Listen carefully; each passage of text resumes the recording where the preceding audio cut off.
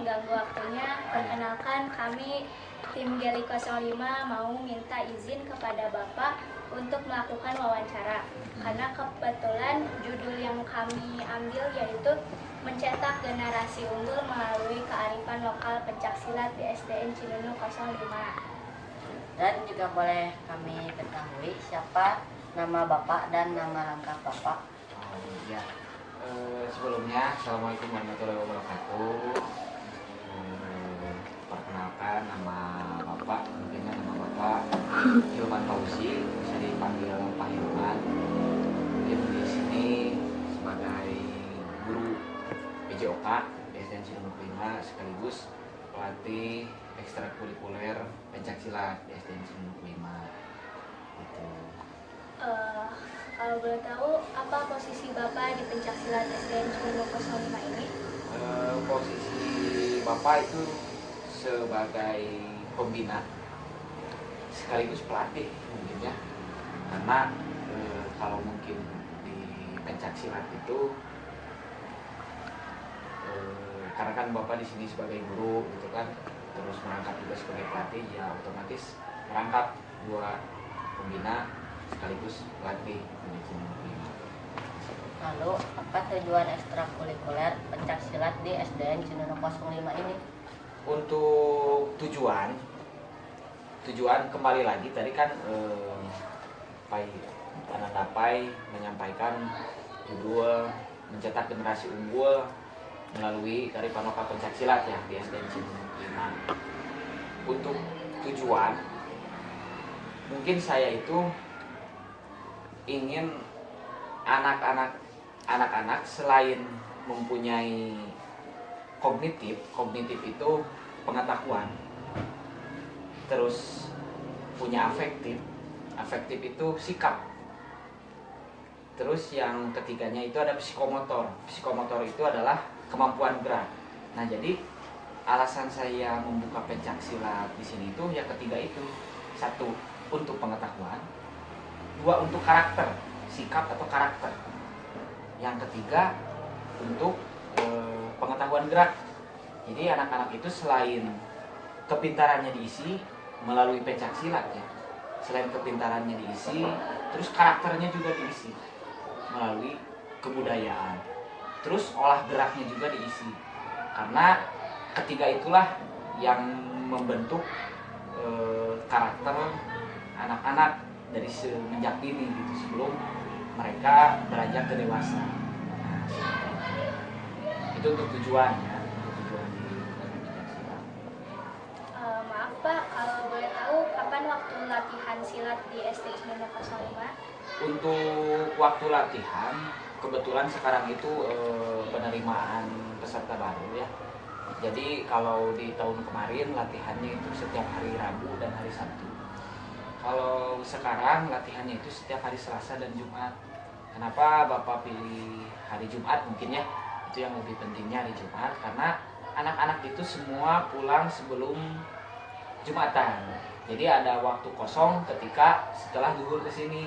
Kalau misalkan selain hari Jumat itu ada anak-anak kelas 3 dan kelas 4 yang pulangnya jam 2. Jadi waktu istirahatnya itu mungkin terganggu gitu. Tapi kalau misalkan hari Jumat, anak-anak pulang sebelum Jumatan, terus mereka Jumatan, habis Jumatan kan mereka bisa istirahat dulu.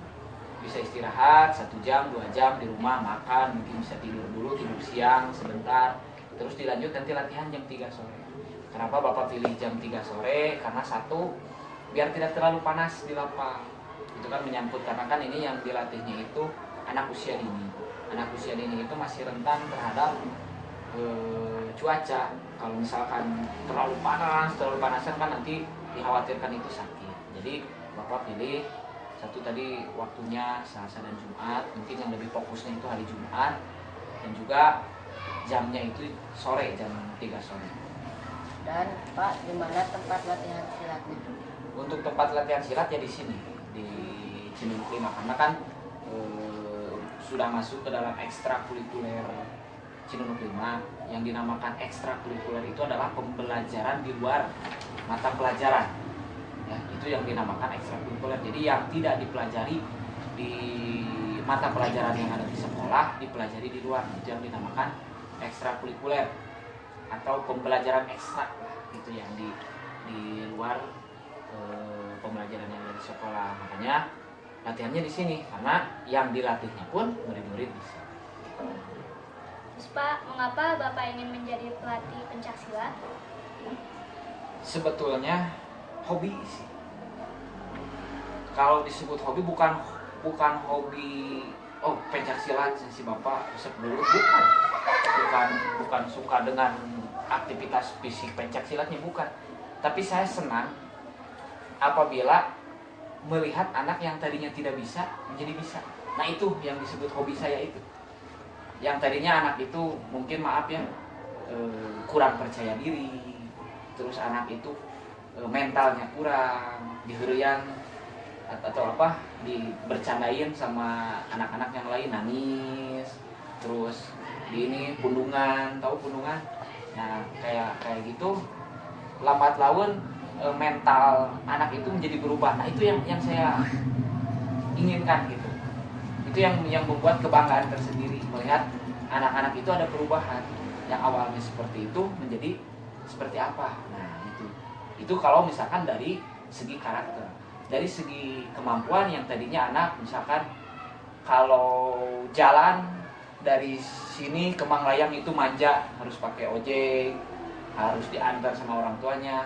Tapi gara-gara latihan silat, latihan fisik terus, dia jadi mau jalan dari bawah ke atas, jadi nggak manja lagi gitu. Jadi terus struktur kakinya kuat gitu kan untuk jalan. Terus apabila larinya kuat, napasnya kuat, paru-parunya kuat.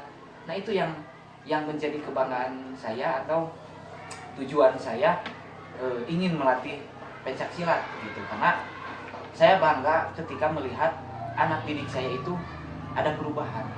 1 dari segi pengetahuan, 2 dari segi karakter, 3 dari segi geraknya.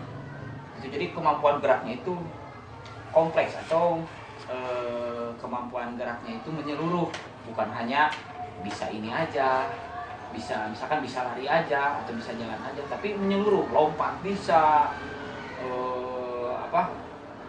merangkak bisa gitu kan, ngegendong orang bisa gitu. Karena itu yang menjadi kebanggaan tersendiri buat Bapak gitu. Kenapa Bapak memilih melatih pencaksilat? Karena pencaksilat itu warisan leluhur kita atau warisan nenek moyang kita. Tidak akan ada kita kalau misalkan tidak ada nenek moyang. Nah, untuk menghargai perjuangan nenek moyang kita, ya kita harus melestarikan peninggalan-peninggalannya. Salah satunya yaitu pencaksilat gitu. Apabila Jepang bisa bangga dengan karatenya, Korea bisa bangga dengan taekwondonya, Indonesia harus bangga dengan pencaksilatnya karena itu asli murni dari Indonesia. Nah makanya itu saya mending besarkan produk kita sendiri daripada kita membesarkan produk orang lain. Lalu bagaimana sejarah awal adanya pencaksilat? Kalau membahas sejarah awal tentang pencaksilat, mungkin itu terlalu umum ya. Karena pencaksilat itu berbagai macam perguruan. Jadi pencaksilat itu aliran. Nah, aliran pencaksilat jadi yang membedakan dengan taekwondo, yang membedakan dengan karate, yang membedakan dengan kungfu mungkin dari Cina ya. Jadi pencaksilat itu aliran. Nah, di bawah aliran itu ada perguruan-perguruan yang lain. Kayak misalkan yang Bapak latih sekarang itu perguruan silat Tajimalela. Ada lagi Merpati Putih, ada lagi Perisai Diri, dan masih banyak lagi perguruan yang lain. Kalau membahas pencaksilat secara umum, sejarah awalnya muncul pencaksilat yang saya ketahui, pencaksilat itu muncul dari nenek moyang kita dulu melihat pergerakan hewan bertarung. Melihat pergerakan hewan bertarung, harimau bertarung seperti apa, monyet bertarung seperti apa, ayam bertarung seperti apa. Nah ditirulah oleh nenek moyang kita untuk mempertahankan diri, mempertahankan keluarga, mempertahankan bangsa. Karena dulu kan negara kita dijajah. Belanda, oleh Jepang. Salah satunya untuk mempertahankan diri, keluarga dan bangsa, yaitu harus kita mempunyai kemampuan bela diri. Nah, mencari ilmunya dari mana? Melihat ayam bertarung, melihat harimau bertarung, melihat singa bertarung mungkin, sampai semut bertarung pun itu ada. Kalau misalkan bermanfaat itu diambil gitu. Jadi makanya Tuhan menciptakan makhluk hidup itu yaitu ilmu bagi kita. Nah, nenek moyang kita pintarnya itu dari situ. Daun pun itu ilmu bagi mereka, binatang pun ilmu bagi mereka. Jadi mencari ilmu itu bukan hanya dari buku, tapi dari apa yang kita lihat dari sekitar. Nah, itu kalau sejarah umum pencaksilat. Tapi kalau misalkan membahas sejarah tentang Tajimalela, perguruan silat Bapak, membahas tentang Tajimalela. Tajimalela itu diambil dari nama Tajimalela ya. Nama Tajimalela itu diambil dari seorang prabu atau seorang raja kerajaan Sumedang Larang. Namanya Prabu Tajimalela atau Raja Tajimalela. Nah, itu diambil lah nama dari Prabu Tajimalela karena guru besar Bapak, Kang Jajat Sudrajat Kusumadinata itu keturunan langsung dari Prabu Tajimalela. Makanya mengambil nama perguruan pencaksilatnya itu perguruan silat Tajimalela. Itu untuk sejarah singkatnya lah, mungkin lebih dalamnya tidak akan cukup waktu semenit 2 menit, mungkin bisa sampai berjam-jam kalau Bapak membahas sejarah tentang pencaksilat, membahas sejarah tentang Tajimalela. Apa manfaat kita mengikuti pencaksilat? Seperti yang tadi Bapak katakan, karena tujuan Bapak itu untuk melatih 1 kognitif, 2 afektif, 3 psikomotor, 1 pengetahuan, 2 karakter, 3 kemampuan gerak. Jadi ketika adik-adik mengikuti pencaksilat, bukan hanya bisa mukul saja, bukan hanya bisa nendang saja, bukan hanya bisa nangkis saja, bukan hanya bisa membanting saja, tapi adik-adik bisa mengetahui dipukul orang itu sakit nggak, ditendang orang itu sakit nggak, dibanting orang itu sakit nggak. Berarti apa? Adik-adik di sini jangan memukul orang, jangan menendang orang, jangan membanting orang lah, tepuguh-puguh, jual batur, jual orang lain datang ke kamu, pukul sama kamu, tenang sama kamu, nggak salah, nggak apa-apa, langsung pukul sama kamu. Nah, kamu nanti bisa merasakan dipukul sama orang sakit nggak, dibanting sama orang sakit, ditenang sama orang sakit. Makanya kamu jangan begitu kepada orang lain.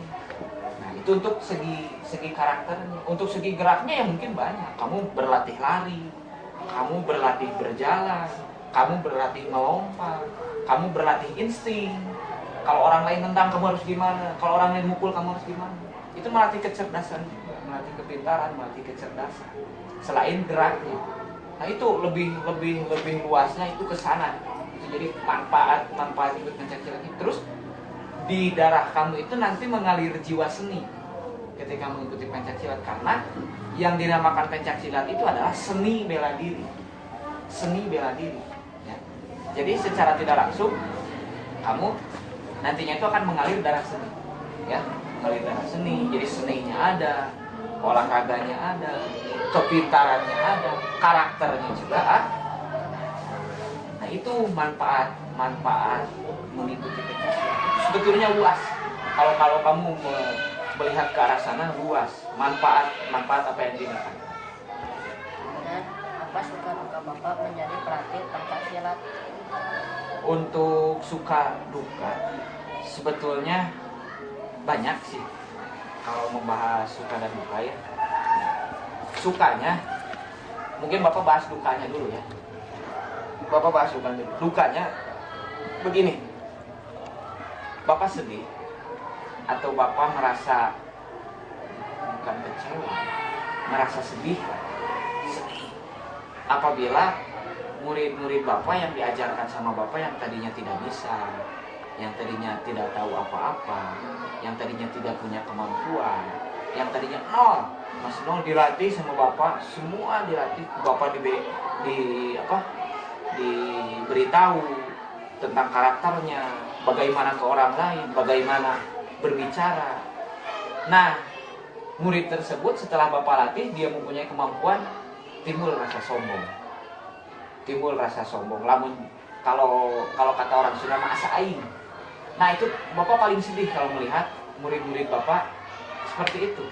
Karena bapak tidak mengajarkan seperti itu, tidak mengajarkan menjadi sombong, tidak mengajarkan jadi so jago, tidak mengajarkan menjadi asa aing, enggak.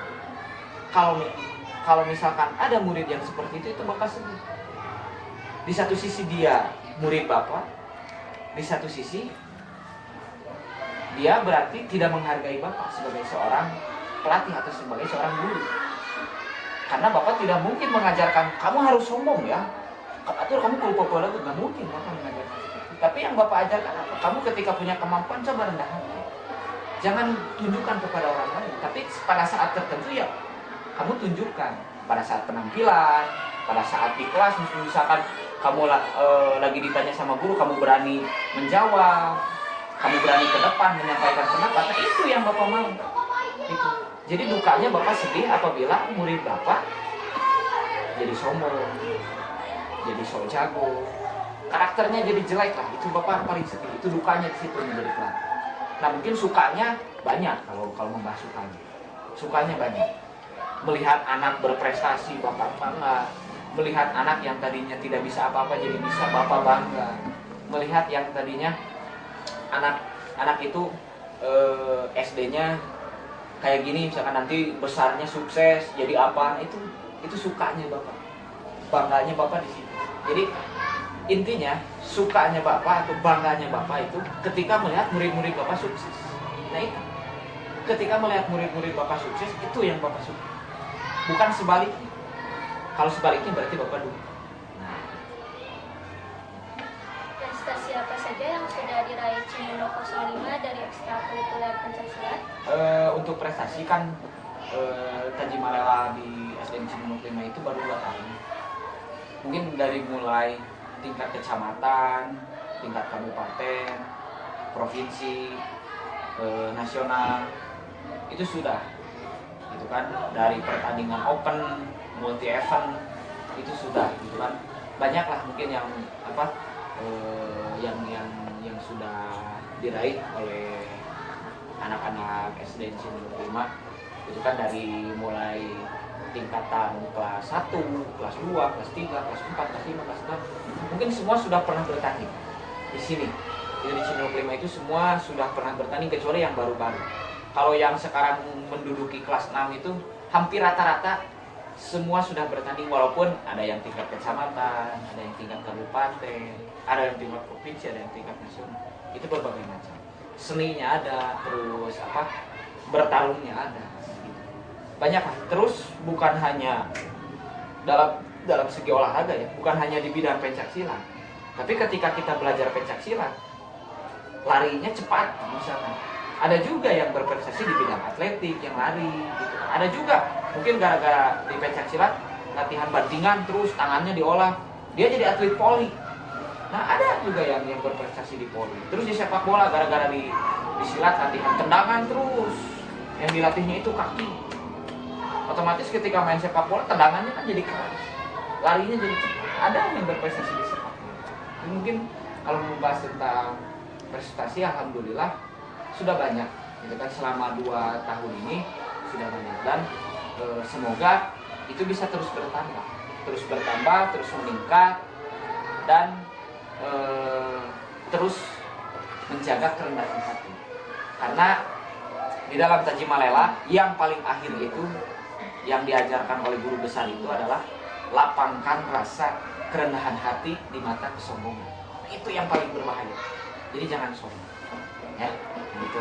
Jadi intinya ke sana. Baik, terima kasih Pak atas waktunya. Maaf kami mengganggu. Mudah-mudahan Bapak terus sehat sehingga bisa terus melatih anak-anak dan bisa mencetak banyak generasi unggul dan mendapatkan prestasi. Ya, sama-sama. Mungkin itu ya dari Bapak. Maaf kalau misalkan tadi selama penjelasan ada yang kurang dimengerti, terus maaf juga apabila Bapak berapi-api menjelaskan, karena Bapak pengen murid Bapak itu berhasil.